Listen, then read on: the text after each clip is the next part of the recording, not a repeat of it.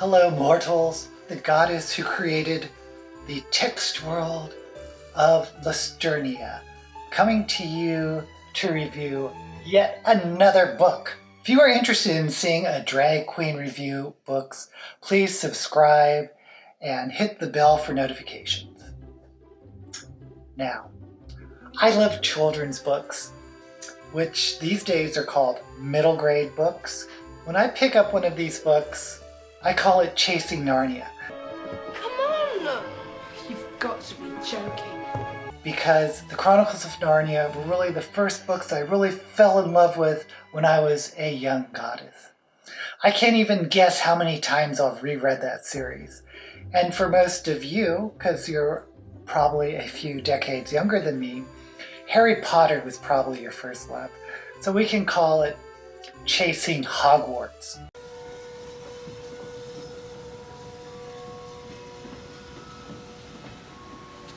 Anyway, whether it's Chasing Narnia or Chasing Hogwarts, reading these, I like to say children's books or middle grade books, is a search to recapture that nostalgia and magic you felt when you first fell in love with reading.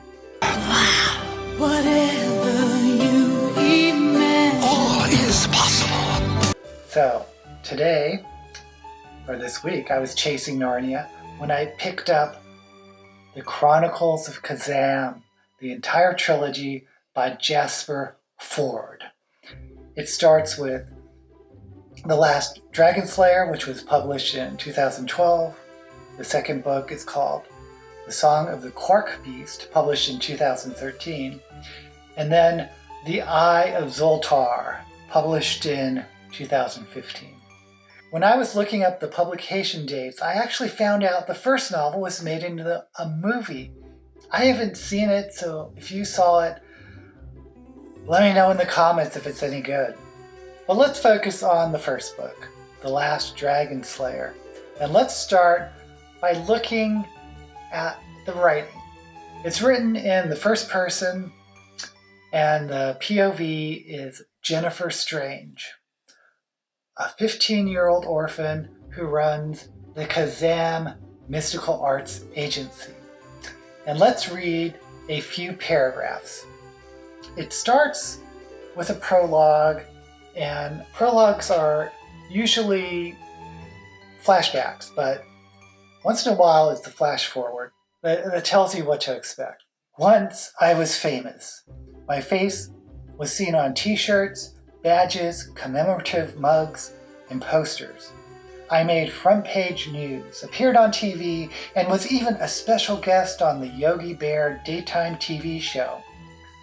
The Daily Clam called me the year's most influential teenager, and I was the mollusk on Sunday's Woman of the Year. 2 people tried to kill me. I was threatened with jail, had 58 offers of marriage, and was outlawed by King Snod IV. All that and more besides, and in less than a week. My name is Jennifer Strange. So, as you've probably guessed, the writing has that dry, witty, absurdist humor that is peculiar to some British writers like Terry Pratchett or Douglas Adams, and I guess it goes back to P.G. Wodehouse. Ah, geez, this is the title song from George's new show. You know, Credit Cloudy was going to star in it. No, sir, that intelligence had passed me by. The author, Jasper Fforde, does this type of writing pretty well. He's a good writer. The writing is very clever. The writing flows. It makes me smile. I give the writing 4 stars. But can the writing carry the novel? So I want to talk about the plot. The plot is the weakest aspect of the story, in my opinion. The novel is set in an alternate present-day timeline, an alternate reality called the Ununited Kingdoms. It's an alternate reality version of the United Kingdoms, obviously. The British Isles are divided into lots of little kingdoms, and they're have been these troll wars, which kind of parallel or correspond to world wars. And of course, there are dragons. And Jennifer Strange lives in the kingdom of Hereford. Is that how you pronounce it? Hereford? Hereford? Which I assume corresponds with the Hereford in England. But it's run by this bloviating, despotic king. And the story concerns magic. Magic is drying up, and there are just a few sorcerers left, most of whom are retired in an old hotel that the Kazam Mystical Arts Management operates out of. The few who still practice magic have to fill out forms because magic is a scarce resource, so it's a limited commodity, and wizards who were once great and powerful are relegated to delivering pizzas by magic carpet, doing plumbing, and filling out these bureaucratic forms. And there's only one dragon left alive. And there may be a link between magic and dragons, as there was more magic when there were more dragons. What happens when the last dragon dies? That's the question. And there's also one professional dragon slayer who keeps the peace between dragons, or the dragon, and the ununited kingdoms. The plot is kind of basic, isn't it? It's fairly thin. I love the setting, I like the world, and I like the humor. It's a hero's journey of sorts. The hero is Jennifer Strange, and her quest is to save Kazam Magic Agency, and maybe save dragons, and maybe save magic.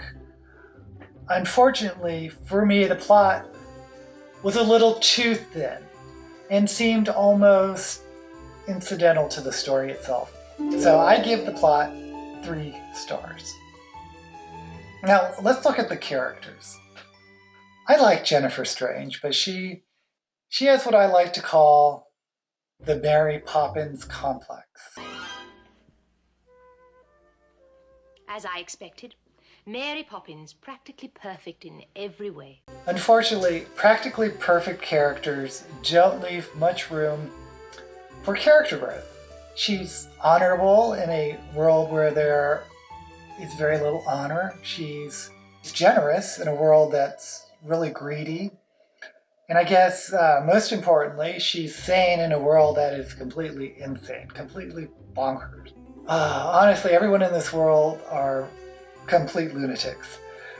And some may say she is a Mary Sue character or a too perfect female. But I don't think I would go that far.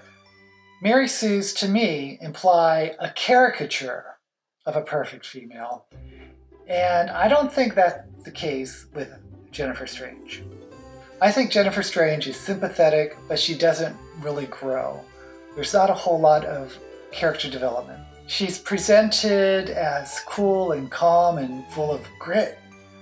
And that's pretty much a constant throughout the entire series. Sure, she second doubts herself sometimes, but the secondary characters are all amusing. They're just not very deep and a bit cartoony. I like her pet, the Quark Beast. I like her assistant, a fellow orphan named Tiger Prawns. I like the cranky sorceress, Lady Magon. But they're all somewhat one-dimensional. Now, here's the big issue I had with this series. Everyone is super sassy and super snarky, and that's why I invented the Snarkometer, patent pending. The Snarkometer will be used to determine when the snarkiness of the characters or the writing gets so over the top that it runs the risk of ruining the story. And middle grade books seem more likely to wander into the snark danger zone than other genres. I'm not quite sure why. Publishers may think that young readers like over-the-top snarky characters, and maybe they do, what do I know? I'm 200 years old. But it becomes an issue for me if the characters don't take themselves seriously to the point where I don't take themselves seriously. That makes sense? For example, in the last book of the trilogy, most of the characters don't even blink when they are told point blank that 50% of them are going to die on this adventure. If the characters don't care if they're going to live or die, why should I care if they live or die?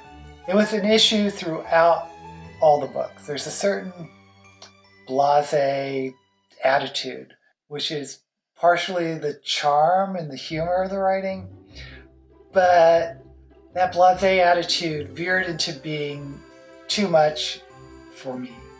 I don't think it was a successful balance. I found myself often being exasperated rather than amused. So I give the characters 3 stars, and briefly, let's touch on the pacing of this series.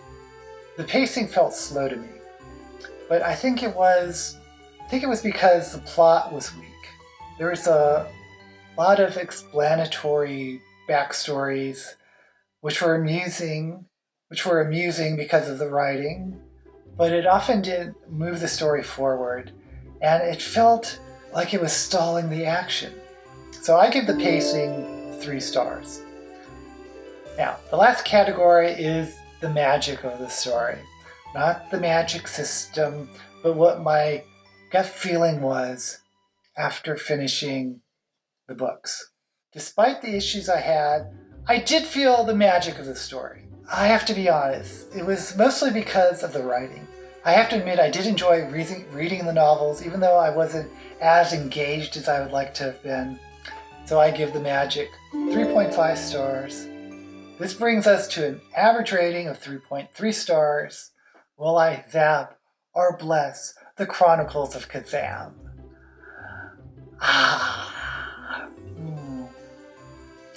I'll give the series my blessing. This isn't a strong recommendation by any means, but the writing is fun and amusing, and it's strong enough that I think you may enjoy the books, especially if you like that dry British humor. If you've already read the series, please let me know in the comments below what you thought, because I'm extremely curious. And if you've seen the mysterious movie based on the book that I never heard about, let me know in the comments if it's something I should try to find on Hulu or Amazon or wherever. I'm kind of curious of what what that movie is like. And if you like this review, please give it a thumbs up. And don't forget to subscribe and sign up for the notification bell. Until then, may all the books you read be blessed.